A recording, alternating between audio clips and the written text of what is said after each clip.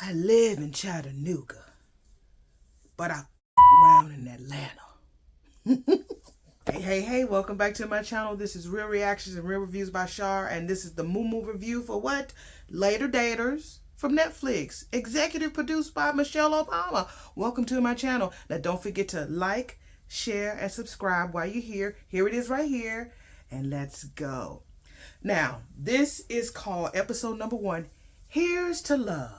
Like a toast, here's to love. And this is about people that are in their 50s, 60s, and 70s who looking for love, want to go out on a date, want to have a good time, want to chill, want to Netflix and do whatever they want to do because they've grown. They've either divorced, widowed, been married a few times, and they're looking for love finally. They're successful people. So it is surrounded by this dating coach. Her name is Logan Ury, U-R-Y. Now she makes it clear that I ain't no matchmaker. I'm here as a coach to help you you remember that you got this. Now remember, I have a little potty mouth, so I might say some extra stuff. It might be a little sensitive for the babies to hear, or even you. I don't know why. But anyway, I got my notebook here to help me with my remembrances. My memory ain't that good because I'm 53. Excuse my computer, and let's go. Now we have 3 people. We have Suzanne, we have Anise, and we have Nate. I'm going to break these down according to their stories. I'm not going to, talk about it how it happened in the show, because the way it happened in the show, you got dinner over here, then they go back to talking to this, whatever. And then whenever I refer to them talking to us, that means that they're looking in the camera, having their one-on-one review, or having an interview with a producer, okay? I'm talking really fast because I ain't got that much memory left on my phone, and I got to do some more content. So let's go. So the first person we meet is beautiful, sexy Miss Anise, Anise. She's an African-American woman who is 62 years old. She's a marketing professional. She's a widow, and she has 1 daughter. No, three kids. Been married 3 times. And she's single again. And she's been single for almost 20 years. I guess that last marriage really fucked her up. And so she's out there looking for love. Her daughter, Duana, is there to talk and help her through it. The thing about Anise is that she feels like she self-sabotages. Like no man normally makes it past the first date. You don't get no date number 2. You don't get no date number 3 with Anise. So the producer asks her, what type of man you looking for? What do you look for in a man? Her daughter is sitting beside her like, no, mama, please. I don't want to hear this. She was like, wait a minute. I need for him to see me the way I see him. Then that means I know he see me. She said, whew, thank God. So Anise was like, what you thought I was going to talk about the bedroom? And then her daughter was like, oh, fix it, Jesus. Like, girl, she going to be saying Jesus a lot if she find the right man that know how to hit them balls right.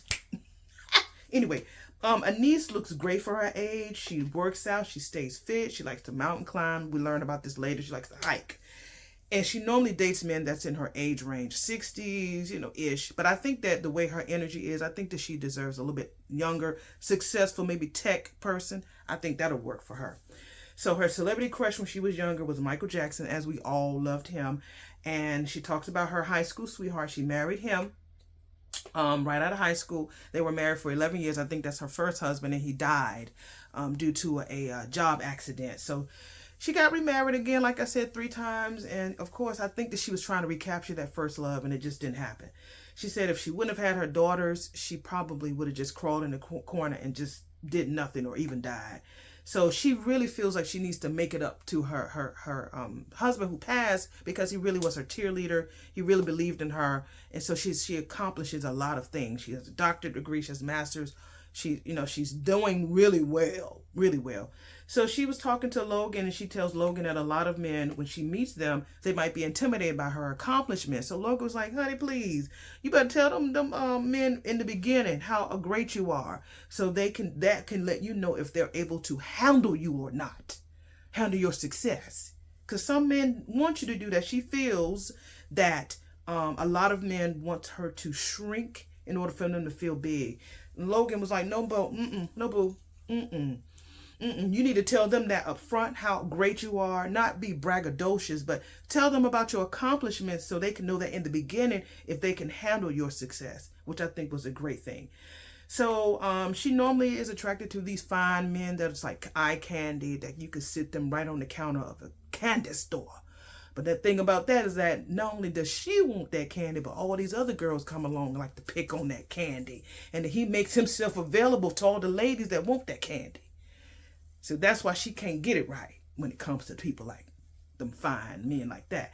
So she gets ready for her blind date. She has this LBD on. You know what an LBD is? A little black dress. It's tight, short, right, in all the right places. You could tell her body be bodying.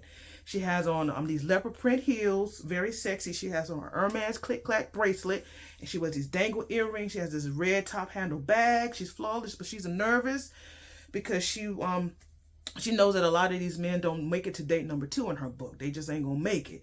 And so, but she looks at herself in the mirror. What, bitch, you got it, you got it. So she shows up at at the restaurant, and she meets George. Now, George is a ham.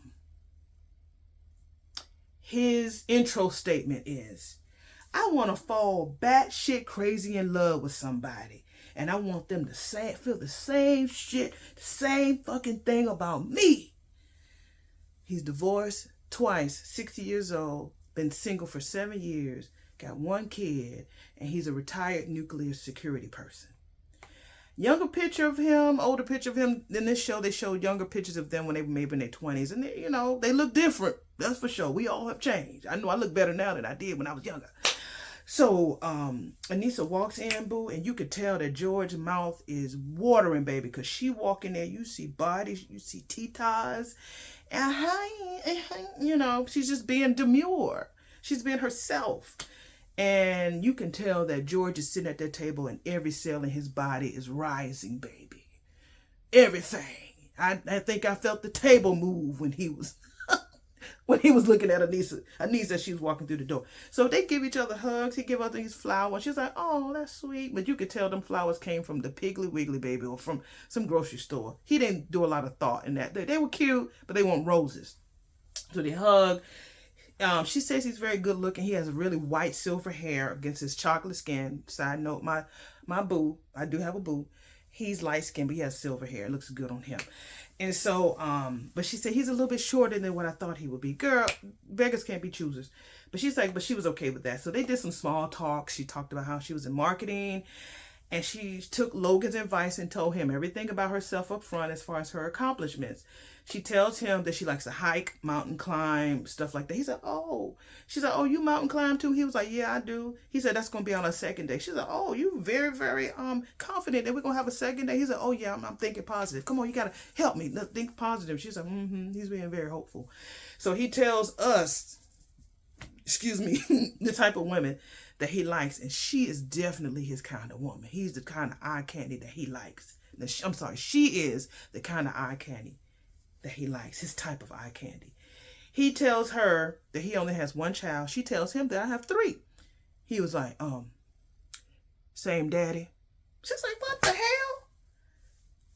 Why in the fuck would you ask me? Well, she said, why the hell would you ask me that? He was like, look, I've had dated with a girl before and she had 3 kids and they had 3 different daddies. So that's my reason. I don't know if it is an excuse or reason, but that's the reason why I wanted to know. So she was like, oh, you must not be used to dating older women. He was like, she's like, how old are you? He was like, 60.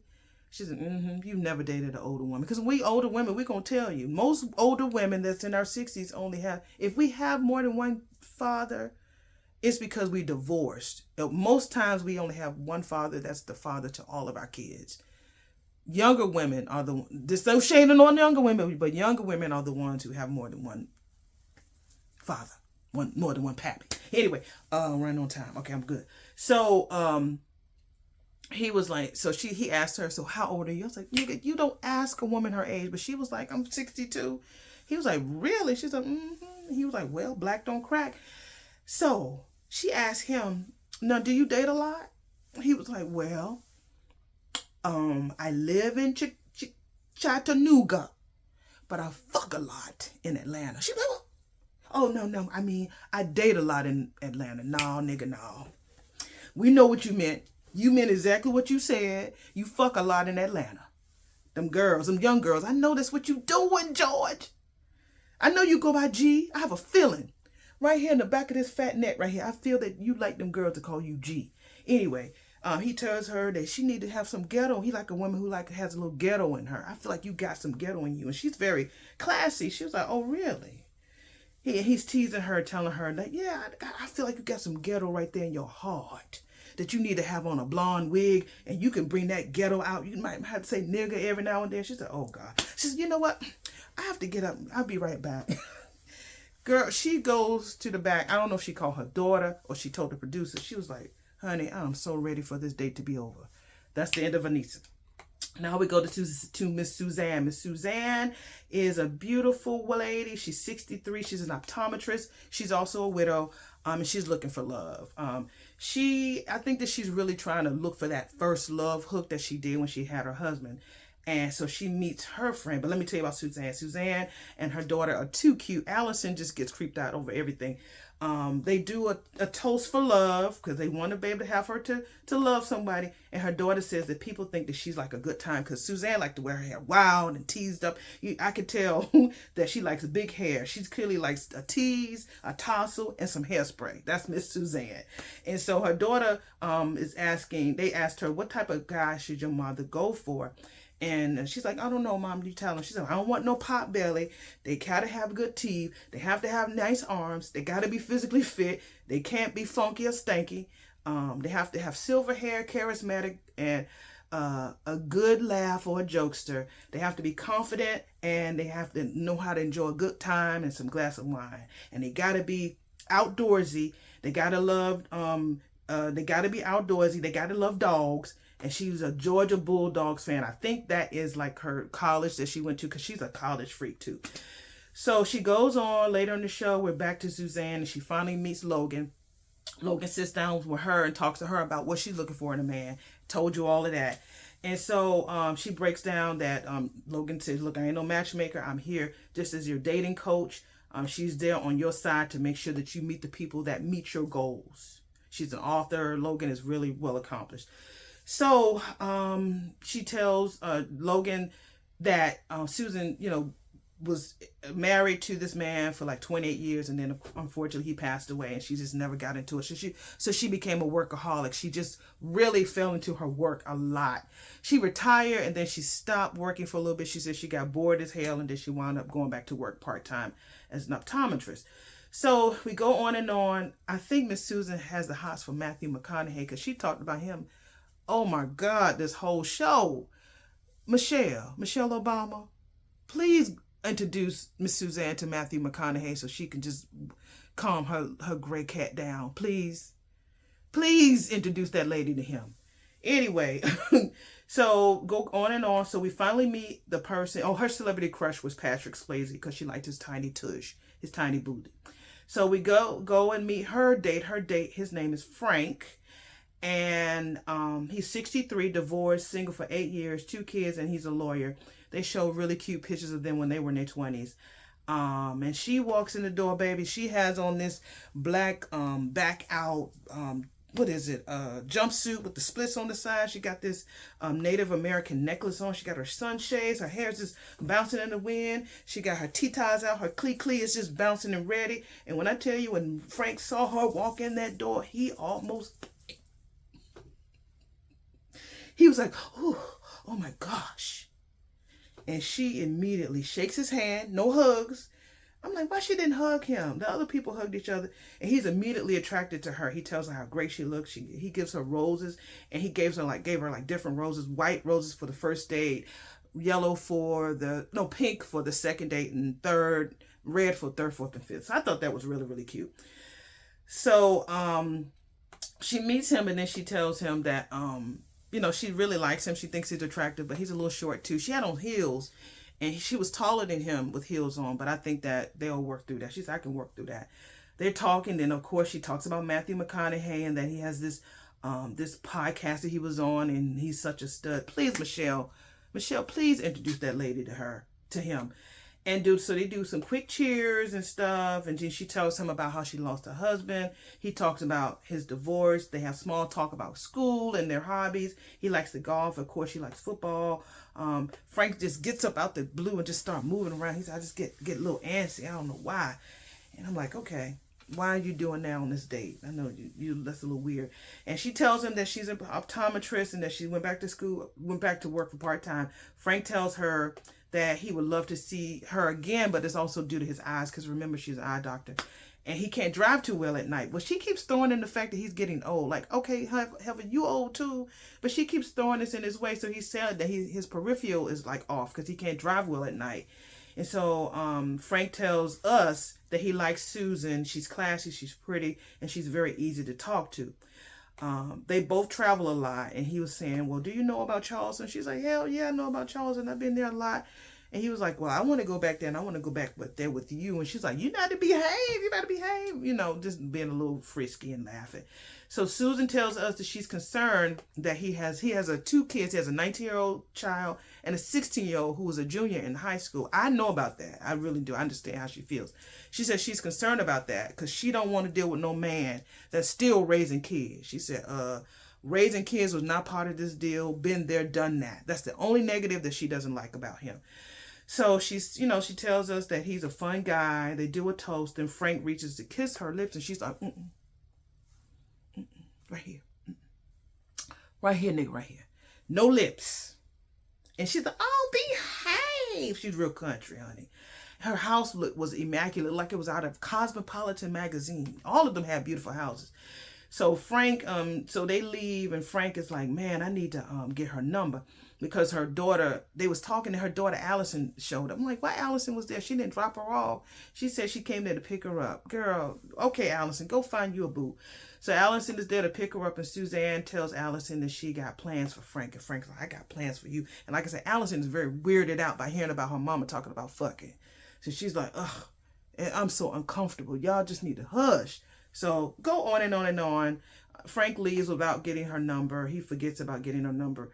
Logan FaceTimes Suzanne and tells Logan that the advice worked perfectly to, have fun, just not be so serious about it. And it's days later, we see Suzanne home, and her daughter Allison is on the computer. And then all of a sudden, Mom, you got a message from Frank. So remember, Frank forgot to get her number. So he said he was doing some stalking, STOCKING, stalking on Facebook to see if he can find her, and he found her. So he sent her a friend request, and he sent her an email because he didn't get her number. But he said, oh man, I meant stalking, STALKING. Oh, he's an attorney too. I forgot to mention that.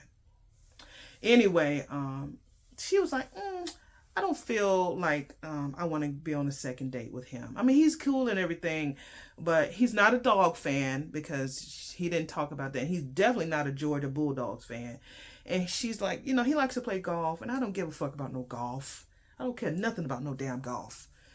So, no Frank. And the third person is Mr. Fine-Ass Nate. Now, Nate is 56, black, former paratrooper and divorced father of two. He goes on a blind date with Latricia. I thought it was Latricia when I first met her. She's 56, IT professional. But anyway, we finally meet him. He's an Omega. Omegas used to be my weakness in college, y'all. Omega Psi Phi fraternity. We used to call them Qs, Q Psi Phis, whatever you want to call it. They were my weakness in college. Anyway, I had dated one. One in college. One more as I got older. Mind your business.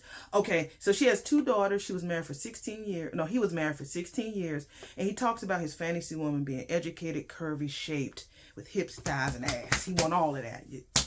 That's what he want, that. So people say he's a little OCD. When I tell you his house is immaculate, it is spotless. He don't like nobody being his shit. He don't look. If y'all can see behind his camera, you be like, I see. He wouldn't like me at all. Shit. It's so much stuff behind this camera. But anyway, he wouldn't like me at all. So he's very, very particular about his stuff after his divorce. He said that he said that, a lot of people think that he's really funny acting. He don't like clutter. He said he had to get it together because he likes to live in peace. He don't like no shit in his abode because it ain't going to work if y'all be having all the shit everywhere. So after his divorce, he was remarried. He thought he was going to be remarried in 5 years. That didn't happen. 5 years later, that didn't happen. So now he's looking for love. However, in the next scene, we meet his ex-girlfriend who named is Jackie, or Jacqueline. He calls her Jacqueline. whichever way you prefer. She shows up and they give each other a hug at his house. His house is great. So he talks about how he met Jackie. They met in college. They went to Florida A&M. They fucked for 3 weeks, baby, while in college. And then he said they produced a child. I really liked how he said they produced a child. He didn't say, you know, she got pregnant. He threw it on her. He's like, no, we produced a child. I think he has some integrity. So Jasmine is their daughter, is Jackie's and Nate's daughter. They did a FaceTime with her. She seems to be a little shy, but I think that he's a grandfather because there was a little girl that came behind Jasmine's head. And it was like, hey. So then Nate and Jackie do an interview together. And like Jackie's like underneath him and shit. I'm like, well, are y'all still fucking? Because you act like you still want to just turn this camera off and just jump his bones. And so Jackie talks about him yearning for someone that he can trust. He is looking for his person. Now, I'm still trying to get used to calling people my person. It's like my man or my lady. I don't know where this person came from. Now judging, again, I'm 53. I'm trying to get used to all this stuff. But Jackie explains that he needs someone that gets him to his core. What that mean, Jackie? I don't understand that. He says that he's looking for somebody who's like his mirror image. Like he wants to be with somebody who's just like him. She said, well, nigga, if you met somebody who's like you and they get on your nerves, and that's you getting on your own nerves. He said, oh no, no, I don't get on my nerves at all. Now I said, now that's a lie, because we get on our own nerves every day. I got on my nerves just before I got on this camera. My camera was full. I had to delete some shit. Then I thought I was going to do it on my computer. My computer's like, hell no. So yeah, we get on our cameras. I shake 2 stomachs right now when I get on my damn nerves. Whew. Anyway, Nate then says that he's not an easygoing person. He got way too many fucking rules. He's going to have to bend those rules, baby. If you expect some ladies to do the bending, you got to bend the rules if you want her to bend over. Period. Okay, so Nate and Jackie feels that he is ready. Why does Jackie have to understand he's ready? Nate, during his interview, we learned he has a crush on Janet Jackson.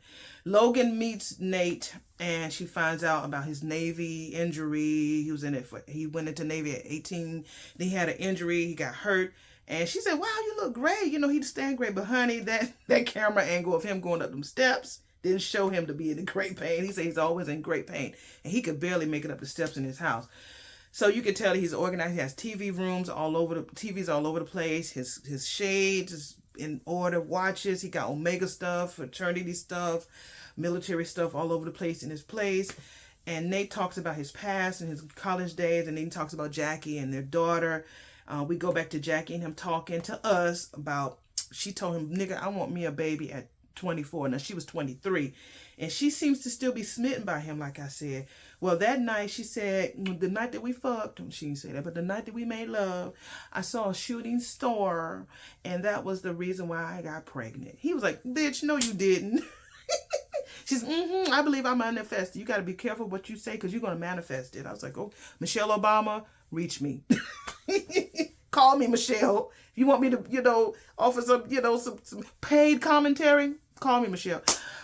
She said, girl, he got that dimple right there, boo. And that just really just got me. And she says them dimples were the one that hooked her. And that shooting star, too. That shooting star and that dimple hooked her. So she got pregnant. So he interjects and he says, somebody told me that they was doing the rhythm method. And what is the rhythm method? It's like, when your period is, and you try not to fuck much when your period is there, because you're ovulating, birth control. It's like the method of birth control. So he's like, she clearly couldn't count. You got to count. It's like they call it the calendar method. So he said clearly she was off her rhythm. She clearly couldn't count. It was a funny moment to me. So Logan asked him, so Jackie is still in your life after this betrayal because she lied to you about getting pregnant, nigga. Why is she still there? He said, well, he was there because they had a child together. And he didn't want to abandon his child. So Jackie is like his BFF. I don't think Jackie thinks that way. He does, but she don't. He did have a fiance who got pregnant on his ass with another nigga. I'm like, damn. Excuse my computer. Okay. And then the other relationship, he fell in love with his ex-wife. They stayed married for 16 years. And then there were some trust issues. I wonder who had the trust issues. It might have been him. because he had two women who betrayed him. He said he does have trust issues. He struggles with that. The only woman that he fully trusted was his grandmammy. That's the only person. No other woman. I was like, you got some problems. So Logan tells him to work on his trust and not to show up with a wall up subconsciously or make a person feel less than they are. Because remember, he says he's a perfectionist. So date time. Nate tells us that he's never gone on a bland date in his whole life. And he's so nervous. But he looks delicious. He looks really yummy. He picks out the suit, his watch, his pocket square, his sunglasses. And I bet you smell good. I thought about him smelling good before the next scene they show him. He was spraying that shit all over him. Like, he smelled good. So he's hoping that the third person can find him visually stimulating and that he don't sound like no fool, because once he talks a lot, he sounds like a stumbling fool. He stumbles all over his words. Something like me, but you know, you understand what I'm talking about. So Nate's name appears all on the screen like everybody right before the date. It's really cute graphics. And so his date is Latricia. And again, she's never been married, ain't got no kids, and she's a senior IT professional. She's 56. She likes to work out, and she don't want to be with somebody who looks like her pappy. Well, don't nobody want to look like that. They might want to have the mind of their pappy, but not the body. We found out that they both served in the military because they showed an older picture of both of them, and they had on their military gear. She immediately compliments him when she walks up. She tells him he looks very dapper. He was immediately attracted to her long, beautiful hair, but she had no ass. She had no thighs and ass, so I knew that wasn't going to turn him on. And so he also loves that she had on high heels, he said, because she's still a little shorter than him with the high heels. He's like, yeah, wear them heels. I don't care if they're 2 inches or 7 inches. Put them fucking heels on, baby. So it kind of starts off a little flirty, quite cordial. He gets to talking and start babbling a little bit about him not being on his first blind date before. This is first blind date. And he doesn't know, what you're getting into when you go on a blind date. Have I been on one? No, I don't think I've ever been on one either. So he pronounced her name perfectly. He pronounced it Latricia. She's like, thank you for not butchering up my name, because people be fucking it up. They be like Latricia, they just fuck it up. She said, thank you, because she's originally from Kingston, Jamaica. That's where she lived. She lived all over the place. She used to be an army brat, a military brat. He said he did too. And so she kind of alludes to probably, they were in the military together around the same time, because she's called the infantry that she was in. And she was like, we probably couldn't have fraternized or kicked it, while we was in the army together, because you was a captain, because he was a captain. And she says, he was like, you never know. We could have, because remember back in, well, I ain't gonna say remember because I didn't mention it. He said back in the day when he was in college, back when he was with Jackie and all them, he was kicking it. He was a cube. He was having a toy. In the 80s and 90s, everybody was doing that back in the 80s. Y'all remember Freak Nick? He was probably there every summer. He was in Florida. Knowing him, he probably was at Freak Nick a lot. So anyway, she's like, okay. And I think it would have been a really delicious time. And so then she notices that dimple. She's like, I see that dimple that Jackie was talking about. That's that same dimple that got Jackie pregnant. So he said, oh yeah, it's just one. And then he tried to smile some more. I think I got a little bit of one right there. Anyway, Nate asked Latricia if she prays, and she was like, oh yes, honey, yes, I pray to God. And she was quite impressed that he asked that question. So she started check. Hey, check. She was like, okay, he checks that box. So they prayed over their food because they went to dinner. Latricia was dressed very demure, wasn't sexy like the other ladies. And so Nate, he doesn't drink, neither does she. She's surprised that he don't drink. He don't do lounges or anything like that. He don't go out to no clubs and shit. So their activities, where she likes to jog, more outdoorsy stuff, being active always. He can't jog because of his back. He fucked up his back when he jumped out that plane. So he can't do a lot of that, but he stays fit. You can tell that he stays fit and he exercises, probably doing more muscle strength training. So he asked to take a selfie with her. She was like, you want to take a selfie with me? He was like, yeah, I want to commemorate this moment. So she's like, I never had nobody ask me to take a selfie, but let's do it. And they look really cute together. And as she was walking out, she said, blind dates may not be so bad after all. And she gave me that energy of Michelle Obama as she was walking out the restaurant with him. She felt the date went well. He gives her hope that the relationship at this phase in her life was possible. It just gave her hope. And then he said I like my conversation with Latricia. She's well accomplished. However, he does say that he is spiritual and not religious. So he is hoping that he can have a date with another person that can hopefully check all the boxes. I'm like, what the fuck? Nate, you acting like a Q now. He made it seem like that God connection that they had was like the biggest check. But I can tell that he wasn't. He was all right with her. You know, he was being charming as he looked good. But I was really disappointed in him saying that. But anyway, it's a dating show. It's dates. You ain't got to marry them all of a sudden. And that's the end of episode 1. The Later Daters. I squoze this in 30-something minutes. I hope y'all didn't get too bored. I'm very detailed when it comes to my notes. I'm going to have to work on that. But I really did love it. I had to do it because they had some funny moments, some funny sayings and stuff. So this was fun. I'm going to definitely review this. And on my other show, I was like, ooh, it's too many spirits and stuff. Whenever I look at that show, I can't sleep. I love you, Nisi, but I can't sleep. But anyway, don't forget to like, comment, share, subscribe while you're here. Come back for more. I will be definitely completing this season of The Later Daters. And check it out. It's on Netflix. It came out right after Thanksgiving. And we had so much stuff that happened. What is it? Wicked came out. The Gladiators came out. Everything was coming out. So I didn't even know about this show until I was looking at Netflix the other night with my boo. And I was like, yeah. So I'm happy that I ain't got to go through this dating stuff right now. Well, we go out, but I don't have to search because I found mine. Now, the marriage thing is debatable, but I'm happy that I'm able to look at this series and see what happens with these wonderful, beautiful silver foxes, baby. So, let's go and get this edited and uploaded, and I will be back in my next video with another MUMU review, baby, with The Later Daters by Netflix. Have a good one. Bye.